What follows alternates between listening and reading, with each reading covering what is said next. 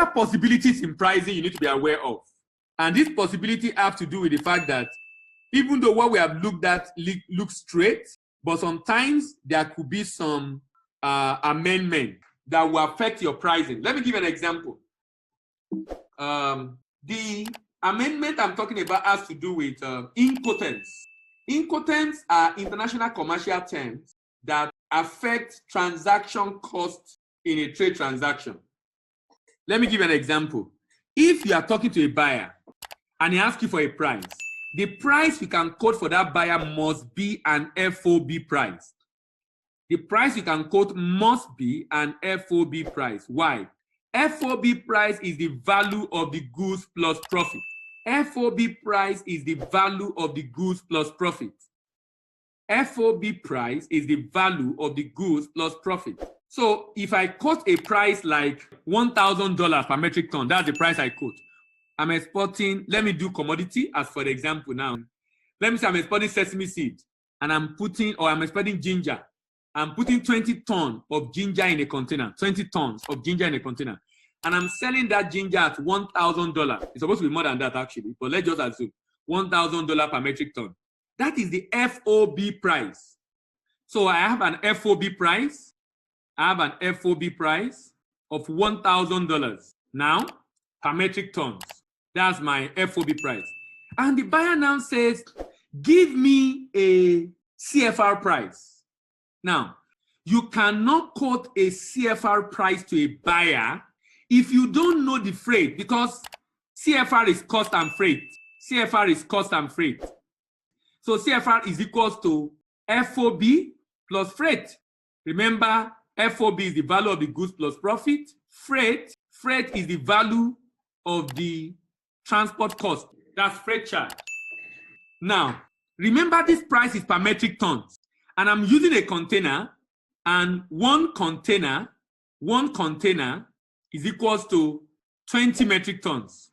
If I want to go CFR price, I need to get the freight charge.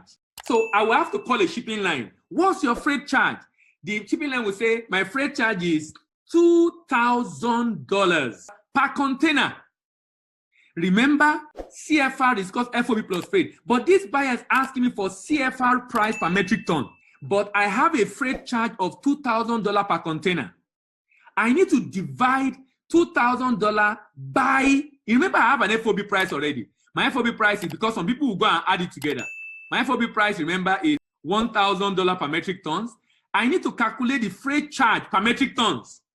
If a container, 20-foot container carrying 20 tons is to be transported to China at the rate of $2,000, what will be the cost of transporting 1 metric tons?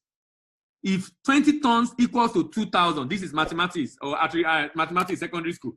If 220 tons equals to 2,000, 1 ton is equals to 2,000 over 20.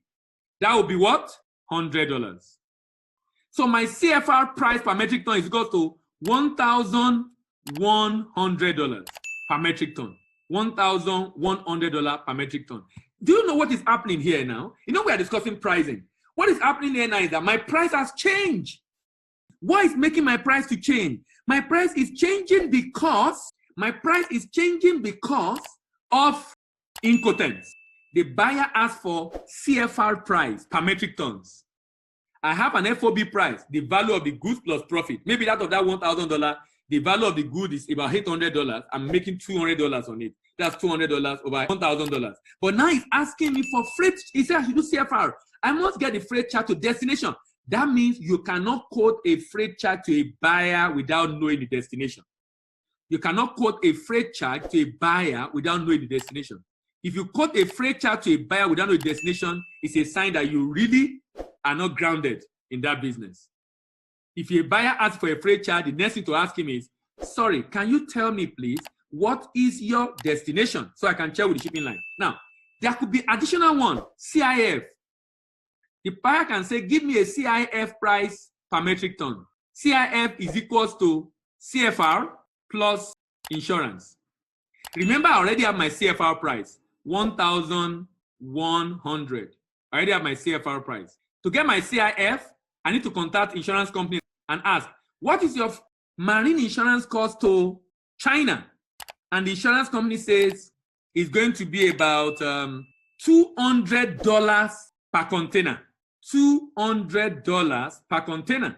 Let me say $500, just for the sake of calculation. So if my insurance is $500 per container, it's going to be a rate percentage, but we're just assuming a figure.